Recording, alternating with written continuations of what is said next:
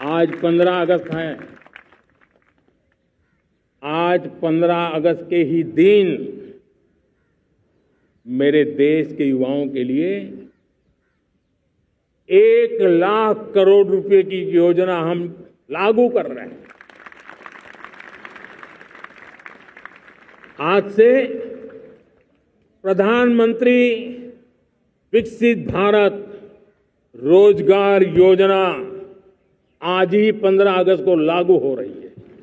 ये आपके लिए बहुत खुशखबरी है। इस योजना के तहत निजी क्षेत्र में पहली नौकरी पाने वाले नौजवान को, बेटे बेटी को 15,000 रुपया सरकार की तरफ से दिए जाएंगे। कंपनियों को भी नए रोजगार देने के अवसर जो भी ज्यादा जुटाएगा उनको भी प्रोत्साहन राशि दी जाएगी।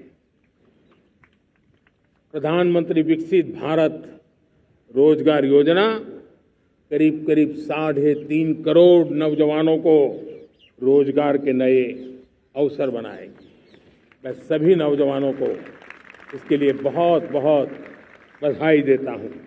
साथियों, इस दिवाली में आपकी डबल दिवाली का काम मैं करने वाला हूं। इस दिवाली में आपको एक बहुत बड़ा तोहफा देशवासियों को मिलने वाला है। पिछले 8 साल से हमने जीएसटी का बहुत बड़ा रिफॉर्म किया। पूरे देश में टैक्स के बर्डन को कम किया, टैक्स की व्यवस्थाओं को सरल किया और 8 साल के बाद समय की मांग है कि हम एक बार उसको रिव्यू करें। हमने एक हाई पावर कमेटी को बिठा करके रिव्यू शुरू किया, राज्यों से भी विचार विमर्श किया और मेरे प्यारे देशवासियों, हम नेक्स्ट जनरेशन जीएसटी रिफॉर्म्स लेकर के आ रहे हैं। ये दिवाली के अंदर आपके लिए तोहफा बन जाएंगे।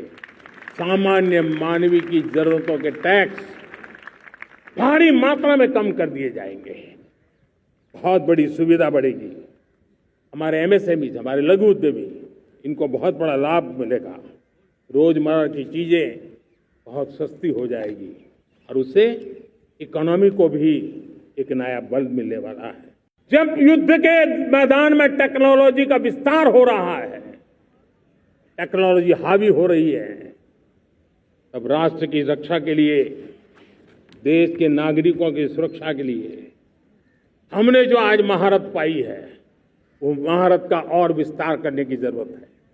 हमने आज जो महारत पाई है उसको लगातार अपग्रेडेड करते रहने की आवश्यकता है। और इसलिए साथियों, मैंने एक संकल्प लिया है। मुझे आपके आशीर्वाद चाहिए, कोटि कोटि देशवासियों के आशीर्वाद चाहिए, क्योंकि समृद्धि कितनी ही क्यों न हो, अगर सुरक्षा के प्रति उदासीनता बरतते हैं तो समृद्धि भी किसी काम की नहीं रहती। और इसलिए सुरक्षा का महत्व बहुत बड़ा है। और इसलिए मैं आज लाल किले की प्राचीर से कह रहा हूं, आने वाले 10 साल में 2035 तक राष्ट्र के सभी महत्वपूर्ण स्थलों, जिनमें सामरिक के साथ साथ सिविलियन क्षेत्र भी शामिल है, जैसे अस्पताल हो, रेलवे हो, जो भी आस्था के केंद्र हो, उन्हें टेक्नोलॉजी के नए प्लेटफॉर्म द्वारा पूरी तरह सुरक्षा का कवच दिया जाएगा। ये सुरक्षा का कवच लगातार विस्तार होता जाए, देश का हर नागरिक सुरक्षित महसूस करे। किसी भी प्रकार की टेक्नोलॉजी हम पर वार करने आ जाए, हमारी टेक्नोलॉजी उससे बेहतर सिद्ध हो। और इसलिए आने वाले 10 साल 2035 तक मैं ये राष्ट्रीय सुरक्षा कवच का विस्तार करना चाहता हूं, मजबूती देना चाहता हूं, आधुनिक बनाना चाहता हूं। और इसलिए भगवान श्री कृष्ण से प्रेरणा पाकर के हमने श्री कृष्ण का जो सुदर्शन चक्र था, उस सुदर्शन चक्र की राह को चुना है। आप में से बहुत लोगों को याद होगा, जब महाभारत की लड़ाई चल रही थी, श्री कृष्ण ने अपने सुदर्शन चक्र से सूर्य के प्रकाश को रोक दिया था और दिन में ही अंधेरा कर दिया था। सूर्य प्रकाश को सुदर्शन चक्र से रोक दिया था। और तब अर्जुन ने जो शपथ ली थी जयद्रथ का वध करने की, उस प्रतिज्ञा को अर्जुन पूर्ण कर पाए थे। वो सुदर्शन चक्र के पराक्रम और रणनीति का परिणाम था। अब देश सुदर्शन चक्र मिशन लॉन्च करेगा।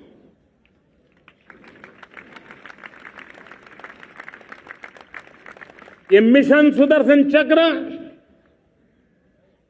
एक पावरफुल वेपन सिस्टम दुश्मन के हमले को न्यूट्रलाइज तो करेगा ही करेगा, लेकिन कई गुना ज्यादा दुश्मन पर हिट बैक करेगा।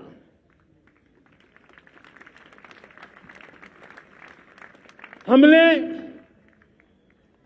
भारत के इस मिशन सुदर्शन चक्र के लिए कुछ मूलभूत बातें भी तय की है। आने वाले 10 सालों में हम उसको प्रखरता से आगे बढ़ाना चाहते हैं। एक तो ये पूरी आधुनिक सिस्टम, इसके लिए रिसर्च, डेवलपमेंट, उसकी मैन्युफैक्चरिंग हमारे देश में ही हो, हमारे देश के नौजवानों के टैलेंट से हो, हमारे देश के लोगों के द्वारा बनी। दूसरा, एक ऐसी व्यवस्था होगी जो वॉरफेयर के हिसाब से भविष्य में क्या क्या संभावनाएं हैं, उसका हिसाब किताब लगा करके +1 की स्ट्रेटेजी वर्कआउट करेगी। और तीसरा, सुदर्शन चक्र की एक ताकत थी, वो बहुत ही प्रिसाइज, जहां जाना था वहीं जाता था और वापस श्री कृष्ण के पास लौट के आता था। हम इस सुदर्शन चक्र के द्वारा भी टारगेटेड प्रिसाइज एक्शन के लिए भी व्यवस्था को विकसित करने की दिशा में आगे बढ़ेंगे। और इसलिए युद्ध के बदलते तौर तरीकों में राष्ट्र की सुरक्षा, नागरिकों की सुरक्षा के लिए मैं बड़े प्रतिबद्धता के साथ इस कार्य को आगे बढ़ाने के लिए वचन देता हूं। हमने रिफॉर्म की यात्रा को तेज करने के लिए बीड़ा उठाया। हम बहुत तेजी से आगे बढ़ना चाहते हैं। मैं चाहता हूं देशवासियों, देश के लिए कर रहा हूं, मैं मेरे लिए नहीं कर रहा हूं, किसी का बुरा करने के लिए नहीं कर रहा हूं। मेरे राजनीतिक दल, मेरे प्रतिस्पर्धी साथी भी देश की उज्जवल भविष्य के लिए आगे आए, हमारा साथ दें। स्ट्रक्चरल रिफॉर्म्स की बात हो, रेगुलेटरी रिफॉर्म्स की बात हो, पॉलिसी रिफॉर्म की चर्चा हो, प्रोसेस रिफॉर्म की चर्चा हो, प्रोसीड्यूरल रिफॉर्म्स करने की जरूरत हो, हर प्रकार के रिफॉर्म्स ये आज हमने मकसद बना करके चले हैं। और मेरे प्यारे देशवासियों, नेक्स्ट जनरेशन रिफॉर्म्स के लिए हमें एक टास्क फोर्स गठित करने का निर्णय किया है। ये टास्क फोर्स समय सीमा में इस काम को पूरा करे, वर्तमान नियम, कानून, नीतियां, रीतियां 21वीं सदी के अनुकूल, वैश्विक वातावरण में अनुकूल और भारत को 2047 में विकसित राष्ट्र बनाने के संदर्भ में नए सिरे से तैयार हो और उसका समय सीमा में अपना कार्य पूरा करने के लिए इस टास्क फोर्स की रचना की है। मेरे प्यारे देशवासियों, मैं आज देश के सामने एक चिंता, एक चुनौती के संबंध में आगाह करना चाहता हूं। षड्यंत्र के तहत, सोची समझी साजिश के तहत देश की डेमोग्राफी को बदला जा रहा है। एक नए संकट के बीज बोए जा रहे हैं और ये घुसपैठिए मेरे देश के नौजवानों की रोजी रोटी छीन रहे हैं। एक घुसपैठिए मेरे देश की बहन बेटियों को निशाना बना रहे हैं। ये बर्दाश्त नहीं होगा। ये घुसपैठिए भोले भाले आदिवासियों को भ्रमित करके उनकी जमीनों पर कब्जा कर रहे हैं। ये देश सहन नहीं करेगा। और इसलिए मेरे प्यारे देशवासियों, जब डेमोग्राफी परिवर्तन होता है, सीमावर्ती क्षेत्रों में डेमोग्राफी में परिवर्तन होता है, तब राष्ट्रीय सुरक्षा के लिए संकट पैदा होता है। देश की एकता, अखंडता और प्रगति के लिए ये संकट पैदा, सामाजिक तनाव के बीज बो देता है। और कोई देश अपना देश घुसपैठियों के हवाले नहीं कर सकता है। दुनिया का कोई देश नहीं कर सकता है, तो हम भारत को कैसे कर सकते हैं? हमारे पूर्वजों ने त्याग और बलिदान से आजादी पाई है, हमें स्वतंत्र भारत दिया है। उन महापुरुषों के प्रति हमारा कर्तव्य है कि हम हमारे देश में ऐसी हरकतों को स्वीकार न करें। उनकी सच्ची श्रद्धांजलि होगी। और इसलिए मैं आज लाल किले की प्राचीर से कहना चाहता हूं, हमने एक हाई पावर्ड डेमोग्राफी मिशन शुरू करने का निर्णय किया है। इस मिशन के द्वारा ये जो भीषण संकट नजर आ रहा है, भारत पे मंडरा रहा है जो संकट है, उसको निपटाने के लिए तय समय में सुविचारित सुनिश्चित रूप से अपने कार्य को करेगा। उस दिशा में हम आगे बढ़ रहे हैं। देश को विकसित बनाने के लिए हम अब समुद्र मंथन की तरफ भी जा रहे हैं। हमारे समुद्र के मंथन को आगे बढ़ाते हुए हम समुद्र के भीतर के तेल के भंडार, गैस के भंडार, उसको खोजने की दिशा में एक मिशन मोड में काम करना चाहते हैं। और इसलिए भारत ने national deep water exploration mission शुरू करने जा रहा है। ये ऊर्जा इंडिपेंडेंट बनने के लिए ये हमारी महत्वपूर्ण घोषणा है। मेरे प्यारे देशवासियों, आज पूरा विश्व क्रिटिकल मिनरल को लेकर के बहुत ही सतर्क हो गया है। उसके सामर्थ्य को लोग भली भांति समझने लगे हैं। कल तक जिस तरफ ज्यादा ध्यान नहीं था, वो आज सेंटर स्टेज पे है।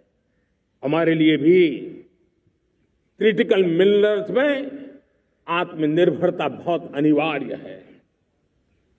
एनर्जी का सेक्टर हो, इंडस्ट्री का सेक्टर हो, रक्षा क्षेत्र हो, टेक्नोलॉजी के हर क्षेत्र हो, आज क्रिटिकल मिनरल्स की टेक्नोलॉजी के अंदर बहुत अहम भूमिका है।